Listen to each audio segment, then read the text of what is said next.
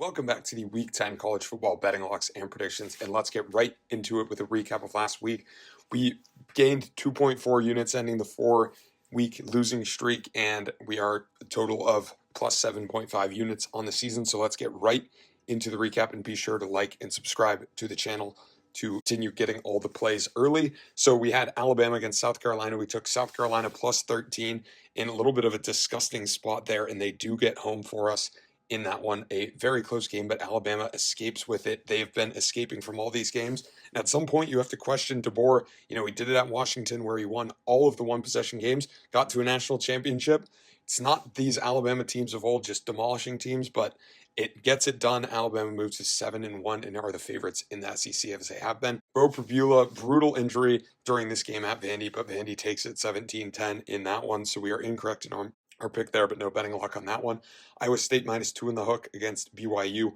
Unable to take it after a quick explosive touchdown, but it was all downhill from there. BYU ends up winning it in great fashion, and that was a very impressive victory from a BYU team that had many other scheduling factors against them in that football game.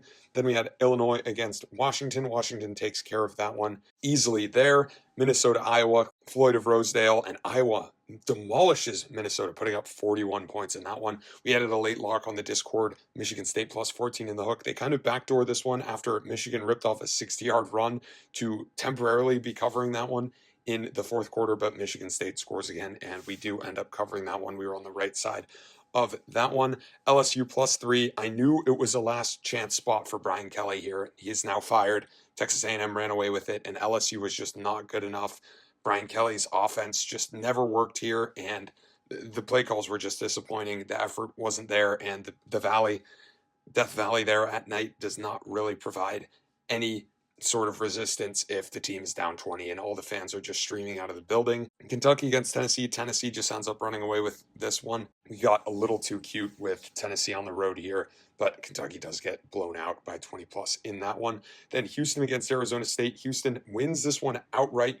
We did add a betting lock +7 in the hook. Arizona State just not a good enough game from them there. Texas Mississippi State. We actually pushed this bet in brutal fashion. Texas comes back from 17 points and wins by 7 in overtime. Multiple things had to go wrong for us, and they all did. So that's just a brutal push right there, and what should have been a win for Mississippi State. They've just let too many of these games slip away this season. It's just brutal for Mississippi State fans there.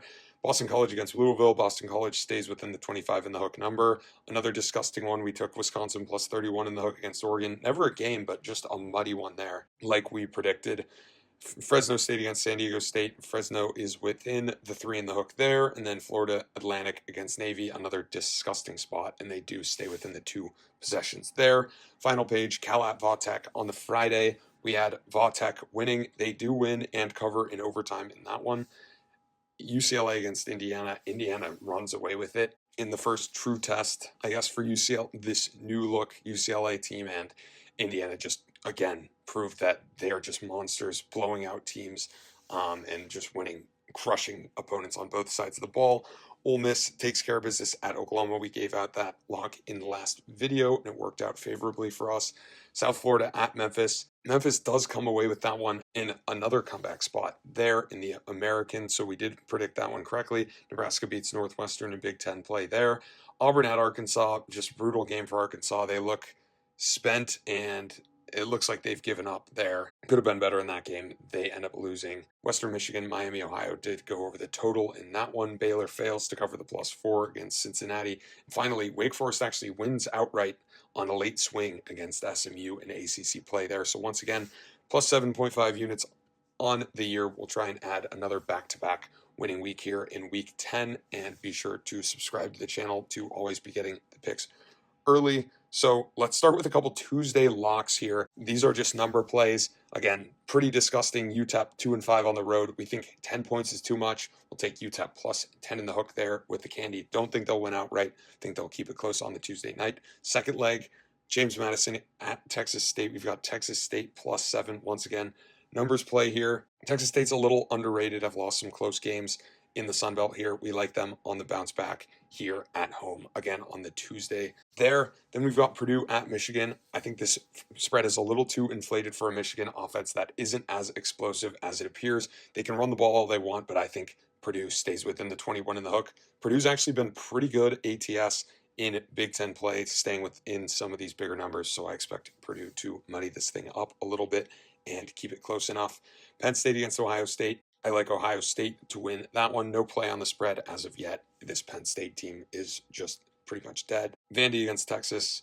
We like Vandy to win on the road. This one's a tough one because it's close. And I think Texas should be favored just by the talent, but Texas just hasn't been playing well enough. And last week they got away with it against Mississippi State. I do not think they learned their lesson, and I like Vandy to expose them on the road.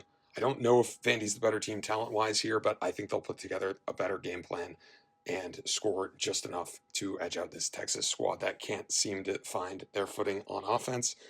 And then finally on this page, Miami at SMU. I like SMU to keep it within the 10 in the hook. Good scheduling dynamics coming off a brutal loss. Miami fell asleep for the first half against Stanford. I think a similar dynamic is at play here. I don't know if SMU wins this game, but I think they keep it within the 10 in the hook. The Miami O-line hasn't looked as good. They played a phenomenal second half against Stanford, but I just think they're prone to falling asleep in some of these spots. And I know this is a bigger game for them, but I like SMU on the bounce back. I like the scheduling dynamics at home for them. Their biggest game in some time for SMU there. And then moving on to the second page here, we've got Georgia Tech against NC State. We are going to take Georgia Tech here. They're favored by about a touchdown. Could be a little trap spot, but they are the far superior team on both offense and defense. But keep an eye on this one. It might be a close little weird ACC game going into the fourth quarter there. Then Oklahoma at Tennessee. We've got a betting lock on this one. We'll go with Oklahoma on the bounce back against Tennessee, coming back off the road after that win against Kentucky. I think Mateer gets progressively more healthy here. Oklahoma's offense can work against this Tennessee defense that hasn't been all that good at home. And I think that they can manage through this Tennessee crowd here that hasn't been the best, actually, for Tennessee. I think that Tennessee's due to be exposed. I think that Oklahoma has a slight edge here, and they can mitigate the away crowd. But we are taking +3 in the hook, so if they lose by a late field goal, that'll work for us as well. Then moving to Nebraska, Lincoln, Nebraska, we've got USC at Nebraska. USC has been despicable on the road this season, but I'll take the bait again and pick them to win. Nebraska hasn't been great at home, lost to Michigan there. USC off the loss to Notre Dame. Everything's still in front of them in the Big Ten. Off the bye, I like the spot. I think that they will be able to easily move the ball against Nebraska's defense, and I don't think Nebraska's offense is up to snuff. It seems that USC's defense can play well against offenses that are kind of mediocre, but when they play the top tier, they get sliced. I think that this will be another example of that. I think that Southern Cal wins that one there. Big matchup in the American here, Navy at North Texas. I like North Texas to win that one in Denton there. And then Virginia at Cal, and another team that's due to be exposed. Virginia's been winning by the skin of their teeth all throughout the ACC season. I think that comes to an end here. Cal wins a close bare knuckle fight in that one there. And then finally, last page, we've got a betting lock on Georgia at Florida. Florida +7 in the hook. Doesn't seem to me that Florida's completely given up on the season. Again, in these rivalry spots, you know, you've always got a team that's given their best effort. I think that Florida can stay within a possession. I think Georgia does win this, but Florida threads the needle and is able to cover this one in the world's biggest cocktail party.